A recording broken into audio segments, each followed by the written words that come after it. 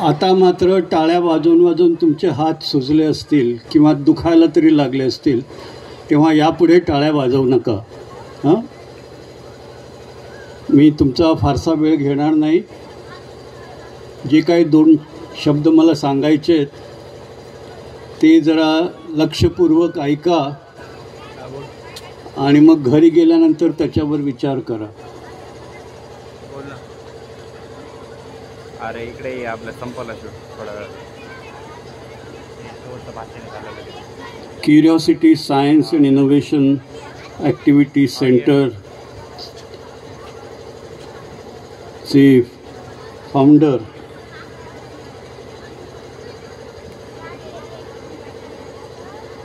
Doctor Sanjay रोडगे, ज्यांनी आतापर्यंत ते जरी पेशाने वैद्यकीय डॉक्टर असले तरी आतापर्यंत त्यांनी शिक्षण क्षेत्रात प्रचंड काम केलेलं आहे. हे काही मी आपल्याला सांगायला नको. मंचावर उपस्थित सर्व इतर मान्यवर आणि समोर उपस्थित सर्व बंधू भगिनींनो आणि विशेषतः बालमित्रांनो, आजचा हा कार्यक्रम खरं तर तुम्हा सर्वांना समर्पित आहे. आपण असं म्हणतो की आपल्याला सर्वांचं एक स्वप्न आहे की भारत हा जगातल्या अग्रेसर देशांपैकी एक तरी लवकरात लवकर व्हावा. आता अग्रेसर देश म्हणजे काय? माझ्या मते अग्रेसर देश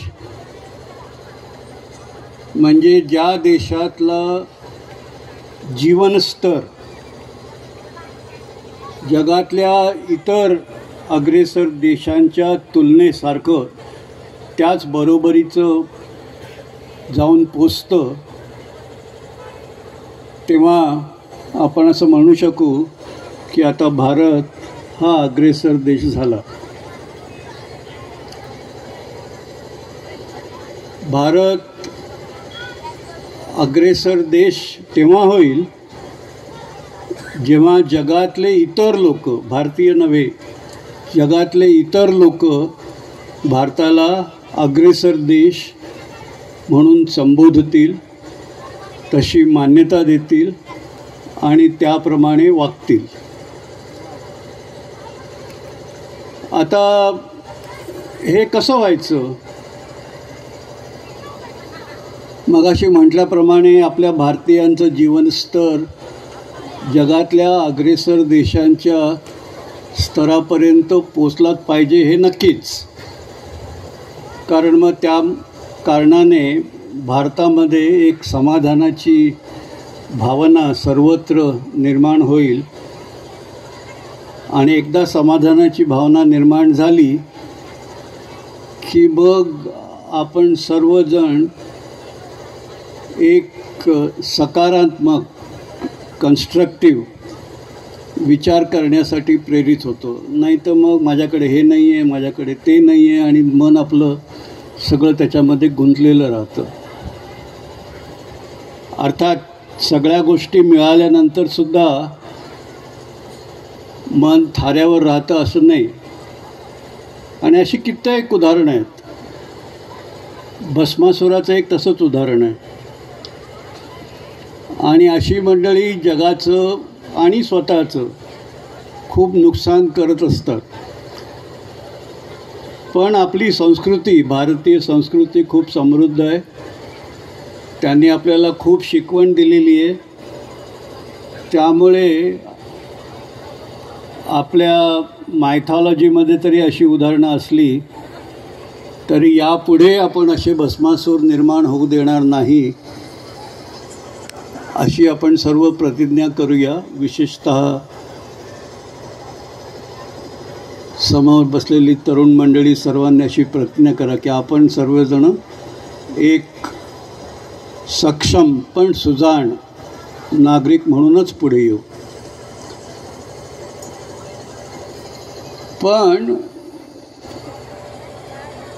जगाला जर मान्य करायचं झालं की भारत आता पुढे आला, तर अर्थातच त्यासाठी 2-3 गोष्टी आणखीन आहेत. एक म्हणजे जगामध्ये कुठेही समस्या निर्माण झाली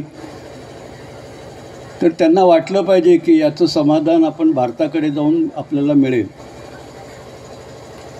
किंवा जगामध्ये कुठेही कुरापत निर्माण झाली तरी त्यांना भारताचा वचक वाटला पाहिजे. आता अशा प्रकारचा भारत निर्माण करायचा झाला तर आपल्याकडे जी काही संसाधनं आहेत, मग त्याच्यामध्ये सर्वात महत्त्वाचं संसाधन म्हणजे आपलं मनुष्यबळ, विशेषतः तरुणाई. हे भारताचं जगातल्या अशा प्रकारच्या संसाधनांमध्ये सर्वात जास्त, सर्वात मोठं असं संसाधन भारताकडे आहे.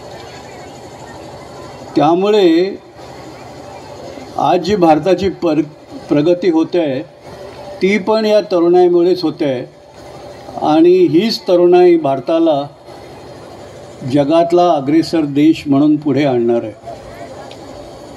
आता ते करताना आपल्याला काही गोष्टी अशा करायला पाहिजेत, म्हणजे केवळ उत्पादन वाढवणं आवश्यक आहे पण ते पुरेसं नाही आहे. त्याचबरोबर आपण एक मगाशी सरांनी उल्लेख केला, सायंटिफिक टेम्पर. आता सायंटिफिक टेम्पर हे खरं तर आपल्या संविधानात लिहून ठेवलेलं प्रत्येक भारतवासियाचं कर्तव्य आहे. तुमच्यापैकी किती लोकांना याची माहिती आहे मला माहीत नाही, पण सायंटिफिक टेम्पर बाळगणं हे प्रत्येक भारतीयाचं संविधानाने निर्देशित केलेलं कर्तव्य आहे. त्यामुळे प्रत्येक गोष्ट तपासून बघण्याची वृत्ती, क्युरिओसिटी जर निर्माण झाली तर त्याचं समाधान झालंच पाहिजे, आणि त्यासाठी मी वाटेल ते करीन अशा प्रकारची भावना, आणि जे मला माहीत नाही त्याची मी माहिती करून घेईन, ते समजून घेईन आणि त्याच्या आधारे त्याच्या पुढे जाईन, अशा प्रकारची जिद्द हे निर्माण होणं हे अत्यंत महत्त्वाचं आहे. हे जे curiosity science and innovation activity centre जे आहे त्याचं उद्देश हे असंच आहे की विद्यार्थ्यांच्यात जिज्ञासा निर्माण व्हावी विविध वैज्ञानिक संकल्पनांबद्दल,